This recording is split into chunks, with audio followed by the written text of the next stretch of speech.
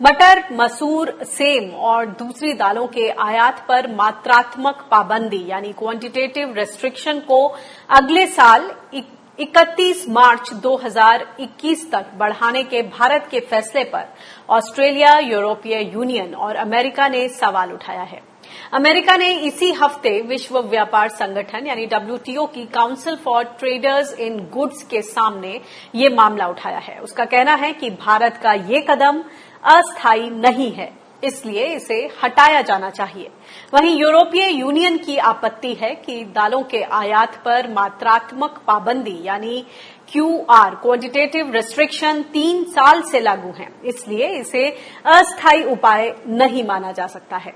इसके अलावा यूक्रेन की शिकायत है कि 2021 में भारत ने पीली मटर के आयात का कोटा 0 रखा है, जो कि चिंता की बात है। इस पर भारत ने दलील दी है कि घरेलू स्तर पर दालों के सरप्लस होने के दौरान उसे अपने किसानों की जीविका सुरक्षित रखने का अधिकार है और इस आधार पर बाजार के हालात की समीक्षा करता रहेगा। भारत में 2019-20 यानी जुलाई से जून के बीच 263 लाख टन दाल उत्पादन का अनुमान है, जो कि 260 और 270 लाख टन की सालाना घरेलू मांग के नजदीक है। बाकी कमी के लिए दालों के आयात की इजाजत दी गई है। इस बीच किसान नेताओं ने दालों के आयात पर रोक को सही कदम बताया है, ताकि किसानों को उनकी फसलों के सही दाम मिल सके। और इस पर और ज्यादा बातचीत करते हैं, समझते हैं कि आखिर क्वांटिटेटिव रेस्ट्रिक्शंस को लेकर WTO के सदस्य देशों का क्या मानना है।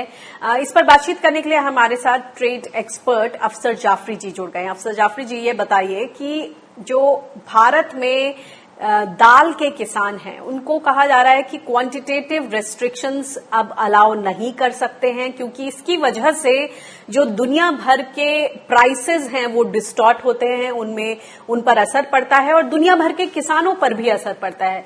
लेकिन ये बताएं कि इस वक्त जब कोरोना काल चल रहा है तो WTO की तरफ से इस तरह की शर्तें या इस तरह की बातें सामने क्यों आ रही हैं? ऐसे में जो भारत के किसान हैं, दाल के किसान, उनका क्या होगा? आपका जो पहला सवाल है उसका जवाब यह है कि WTO के अंदर क्वांटिटेटिव रिस्ट्रिक्शंस या मात्रात्मक प्रतिबंध बिल्कुल अलाउ नहीं है।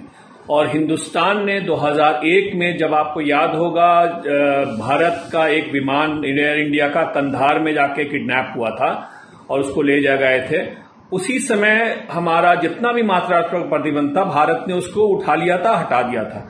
और अभी जो ये बात चल रही है दालों के ऊपर मात्रात्मक प्रतिबंध की हटाने की, उसमें भारत 2018 के अप्रैल से ये लगाता चला आ रहा है और 3-3 महीने के लिए एक्सटेंड कर रहा था, और अभी जैसा उसने 2021 तक के लिए इसको एक्सटेंड कर दिया है।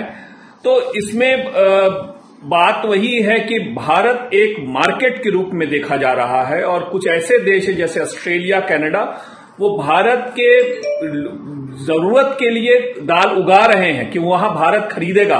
और आज जब भारत के किसानों ने भारत को आत्मनिर्भर कर दिया है दाल में, तो उनके लिए ये खटक गया है, बहुत बड़ा उनके लिए एक चिंता का विषय बन गया है और वो चाह रहे हैं कि भारत हमेशा उनका बाजार रहे, और इसीलिए वो दूसरे रूट्स भी चुनने की कोशिश करें, चाहे वो मुक्त व्यापार समझौते का रूट हो, जिसके अंदर भारत को वो एक मार्केट के रूप में देखना चाहते हैं। वो चाहते हैं कि भारत इंपोर्ट करता रहे कनाडा से, ऑस्ट्रेलिया से, यूक्रेन से दालों का, चाहे वो आत्मनिर्भर हो या नहीं हो, लेकिन उनका बाजार खुला रहना चाहिए। उनका मार्केट, जो भारत एक मार्केट है, उनके लिए हमेशा खुला रहना चाहिए।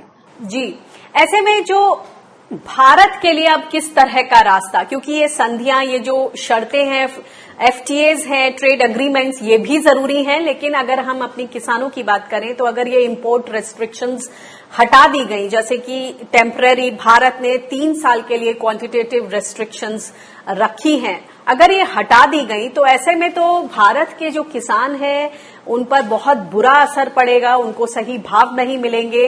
तो अब भारत के लिए किस तरह का रास्ता अब देखते हैं कि उनको भी धक्का ना पहुंचे और जो ये अंतर्राष्ट्रीय संधियां हैं इन पर भी कोई दिक्कत ना आए, कोई आंच ना आए। जहां तक आपके दूसरे सवाल का है, कोई इसका बीच का रास्ता नहीं है।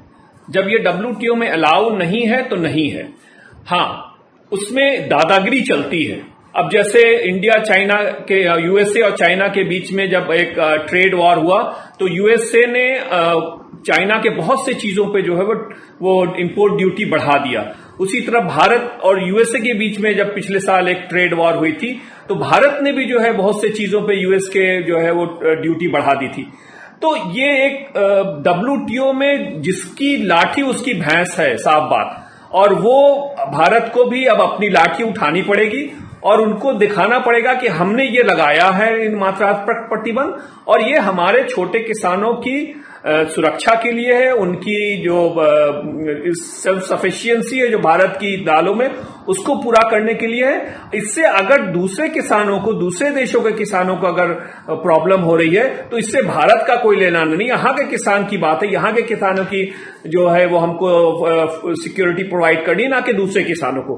भारत को इसलिए हम लोग शुरू से कहते आए थे WTO में कि ये हमारी जो पॉलिसी स्पेस है, हमारी जो सॉवरेंटी है, संप्रभुता है, उसके ऊपर एक बहुत बड़ा आघात है। और ये अब साफ दिखने लगा है कि WTO का जो रूल्स है वो हमारे किसानों के लिए, हमारी संप्रभुता के लिए एक बहुत बड़ा खतरा उभर गया है, और जब जैसे जैसे हम आत्मनिर्भरता की तरफ बढ़ रहे हैं। जी, बहुत बहुत शुक्रिया हमसे बातचीत करने के लिए।